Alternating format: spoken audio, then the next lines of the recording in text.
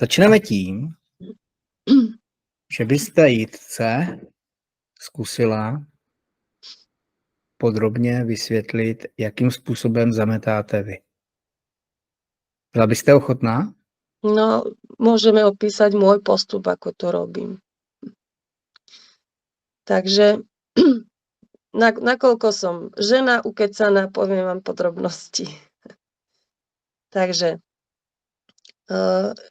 keďže čas je medzi 4. a 6. ráno, alebo teda od 12. do 2. v noci. Mne to najviac vyhovuje ráno, pretože viem, že vtedy mám súkromie na záchode.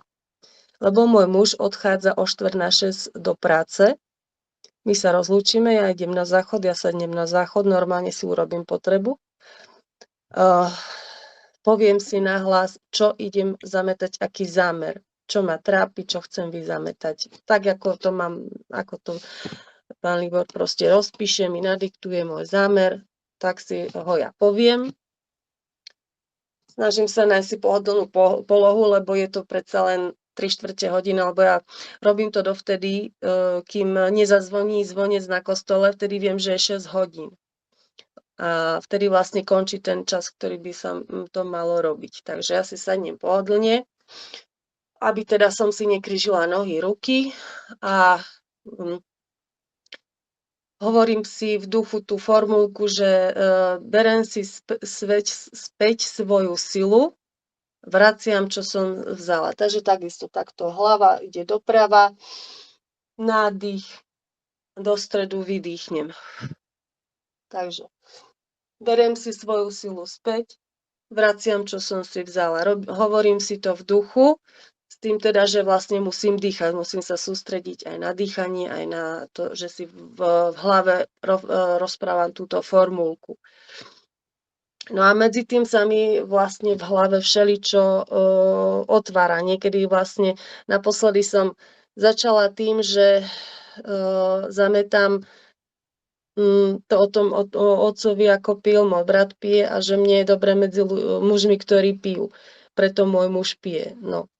Začala som tým, lenže v hlave mi začalo sa motať zase iné myšlienky, že mňa vlastne trápilo za ten predošlý deň, že prečo, s kým si môj muž stále vypisuje. Takže ja som vlastne vyzametala úplne niečo iné, keď sa to tak zobralo. Ja som to potom už neriešila, prečo si on s niekým píše. Vyriešila to moja svokra, jeho mama, keď sa ho na rovinu spýtala, že s kým si furt vypisuješ. Bola zrovna na návšteve. Ona proste, oni majú taký vzťah, že do seba rýpu, hlavne teda mama do neho. Ja si to nemôžem dovoliť, že nie som jeho mama, ja chcem byť jeho partnerka, nie mama, isté veci nemôžem robiť ako jeho mama. Tak ja som bola ticho, ona to vyriešila za mňa, že to z neho dostala, že však s nikým si nepíšem, asi môžem len s bratmi písať akurát tak. Takže vlastne vyriešila som niečo iné, ale riešila som napríklad týmto systémom ľútostivosť, že sa rozplačem hocikedy, alebo že som protivná ako moja mama. A vtedy niekedy cítim, keď je to moc silné, cítim, ja neviem, rozplakala som sa pri tom. Normálne mi vyšli slzy a tesne predtým, ako som mala skončiť, tak som cítila uvoľnenie, že som mala potrebu sa usmiať. A ono sa to niekedy cez deň vrátilo, že nemala som až také dobré pocity potom, ako pri tom zametaní. Tak som sa k tomu vrátila zase na ďalší deň, alebo proste nerobím to každý deň, robím to hlavne v týždni. Skrz to teda, že v sobotu, v nedeľu ráno asi nebudem mať taký kľud na záchode, lebo nebudem riskovať, že ma tam muž prekvapí. To by nebolo dobré ani pre jednu stranu. Ale raz sa mi podarilo, keď som prišla z čepčenia napríklad v noci, to chodíme okolo jednej domov, čiže od jednej do druhej som zametala tiež nejaký zámer, ale najradšej to robím ráno a sem tam si viem potom ešte ľahnúť do postele. A niečo sa mi zasníva, takže takto. Takto ja zametám. 3/4 hodiny mi to zhruba trvá, lebo odkedy môj muž odíde z domu, dovkedy zazvoní zvonec na kostole. Takto to mám akože časovo ošetrené, lebo keď som to robila zo začiatku, tak to trvalo možno 5 minút, lebo som nevydržala. Je to dosť náročné. Dneska som to vynechala skrz toho dôvodu, že sa necítim dobre a je to dosť fyzicky náročné vlastne toto zametanie. No už keď som zdravá, mám proste problém obsedieť tú 3/4 hodinu na záchode, lebo mávam pritom rôzne stavy, že ja neviem, rozbolí ma nejaký klb. Keď teda akože bolesti súvisia s týmito problémami psychickými, tak sa mi niečo proste ozve, že ma niekde niečo bolí a ono to potom prejde.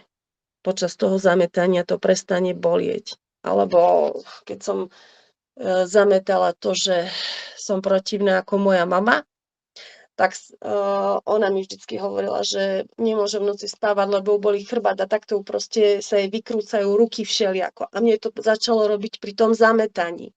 Presne tieto stavy, že som nedokázala. Tak ma všetko tlačilo, že som musela sa aj ja hýbať. A ono to potom prestalo. Takže takýmto spôsobom ja zametám. Niekedy sa mi to nepodarí na prvý raz, ale 2 hodiny by som tam určite nevydržala sedieť na tom záchode. Takže som rada, že to vydržím tú 3/4 hodinu, lebo to mám odstopované a keď treba, ja sa k tomu znova vrátim. Dúfam, že to robím správne. Děláte to perfektně, jo, protože to, co popisujete, přesně to, co popisujete, já to teda slyším dneska poprvé, tak přesně takhle to má být. Přesně se tam zjevují ty věci a zjeví se úplně jiná často věc, než máte záměr a vy zametáte úplně něco jiného, protože naše ego si často myslí, že máme problém v tomhletom něčem, nějakém konkrétní věci. Ale ona s tím vůbec nesouvisí.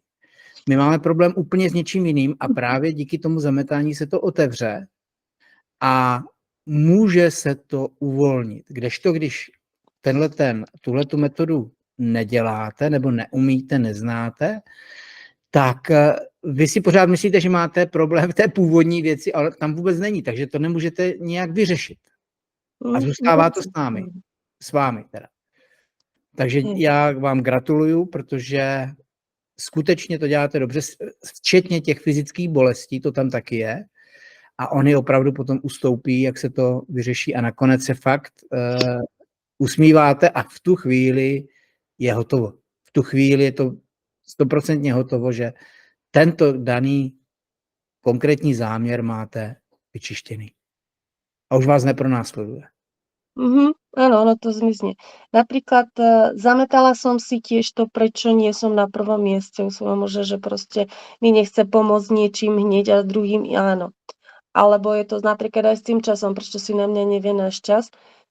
Tak som vlastne mne napadlo počas toho zametania, že vlastne to je problém. On mi ukazuje to zrkadlo, že ja si neviem sama na seba nájsť čas, neviem ho tráviť sama so sebou a neviem si svoje sny plniť hneď, ale potrebujem na to nejaký časový úsek sa na to pripraviť, že teraz si to nesplním, že ešte neprišiel ten správny čas, urobím to neskôr. Takže vlastne už sa na to ináč pozerám, na to, že mi neopraví auto hneď, dajme tomu. Ale to, čo som naozaj potrebovala, tak to spravil. Že fakt sa mi pokazili také srandičky na kufri, ja som to mala za 2 dní hotové. Takže ja to tak vnímam, že proste áno, naučila som sa tráviť čas sama so sebou. Tým, že my sme sa odlúčili od seba, že každý trávime čas po svojom, tak ja som sa naučila tráviť sama so sebou. Nesedím doma, nečakám na neho, kedy príde domov. Proste mám aj svoje záľuby, koničky a venujem sa im a robí ma to šťastnou. A keď som proste šťastná vonku, ja prídem domov a teším sa na svojho muža, lebo chápem, že aj on potrebuje priestor pre seba. Takže o tom to je, že proste áno, ja si chcem niečo splniť pre seba, starám sa o seba, že chodím na masáže, v zime rada chodím do sauny, najradšej to robím sama, ja nepotrebujem na isté veci žiadnu spoločnosť. Proste venujem sa sama sebe. No a teraz sa vlastne vďaka tomuto programu starám ešte aj o svoju dušu. na svoju mysel, že nielen o telo sa starám, ale už sa starám aj o svoju dušu, aby som sa cítila aj psychicky lepšie, lebo áno, tie veci, ktoré robím, že spievam, že chodím na skúšky, že si tam spievame, že chodím na masáže a tak ďalej, proste aj trávim čas so dcérou alebo s dcérami, jednoducho jedna býva pomaly na druhom konci republiky, sa tam presťahovala, tak ja za ňou prídem, strávim s ňou krásne 2 dni aj s jej partnerom, alebo k tej najstaršej som si našla cestu až vlastne po tomto programe, že ona je trošku tiež taký chlapský typ, že má v sebe hodne mužskej energie a jej partner zase vyzerá viac žensky, sa správa možno v niektorých veciach, tak si asi tak vyhovujú. No a ona sa na mňa hodne hnevala. Sme mali proste začiatkom roku problémy aj s tou komunikáciou. A jak som sa ja uvoľnila, tak ona môže mne rozprávať, môže sa mi vyrozprávať. Hlavne to potrebovala, aby sa mi mohla vyrozprávať zo svojich problémov, aby som si ju vypočula, aby som nebola arogantná a tak ďalej. Takže trávim čas so svojou rodinou, sama so sebou a nečakám na toho partnera, že si ten čas na mňa nájde. Ale keď naozaj potrebujem, tak mu poviem, toto by som potrebovala a on to naozaj urobí. A je to úžasné, ako si to vieme medzi sebou vydiskutovať, tie veci proste. Chápem, že máš proste, potrebuješ čas pre seba, lebo sa dobre cítiš so svojimi kamarátmi, so svojimi bratmi. A ja takisto sa dobre cítim trebárs s tými dievčatami, čo spolu spievame, alebo so svojimi deťmi. Takže ináč sa na veci pozerám, že ja ich v podstate nezmením veci alebo situácie, zmením pohľad na ne. A tým vlastne sa cítim tak lepšie v sebe. Obrovskou 1 s hvězdičkou máte. Ďakujem. Já teďka poprosím Jitku, jestli by se chtěla ohledně toho zametání vás něco zeptat. Asi musím zasvietiť, máme. Zapněte si mikrofon, Jitko. Tak. Se slyšíme? Ano. Já jsem chtěla říct Marii, že to moc všecko krásně řekla, teda teďko mimo to zametání, tak to krásně povídala.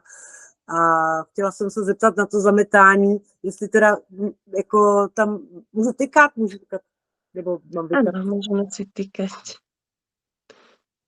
Ty máš hasnutá si tam po tmě a máš tam jenom tu svíčku? Žiadnu sviečku.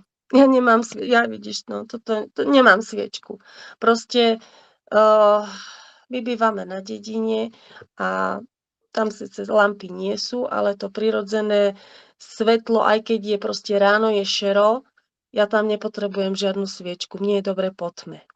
Neviem, kvôli čomu je dobrá tá sviečka, lebo ja si v zime zapalujem sviečky bežne pre očistenie priestoru a tak proste sa dobre cítim pri sviečke, ale ja nemám sviečku. Neviem, prečo je tam dôležitá, že či preto, aby som si prečítala zámer, že potrebujem svetlo, ale ja si ho proste skúsim zapamätať alebo z toho odfotím do mobilu. Proste nechcem tam mať svetlo. Je tam také pri tme, by som povedala. Není tam úplne, máme okno v kúpeľke, o to ide, že není tam úplná tma, mám tam také šero.